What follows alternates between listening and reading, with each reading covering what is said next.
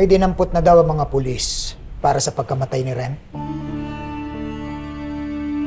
Ang bilis naman. Tao ba yan ni Amira? Pinalalabas ko lang na may nahuli na para mapalagay si Amira na hindi ko siya pinagsususpecha.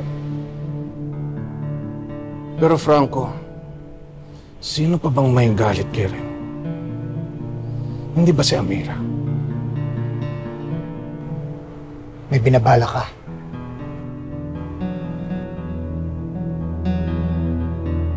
Pagbabayaran niya, ginawa niya kay Ren.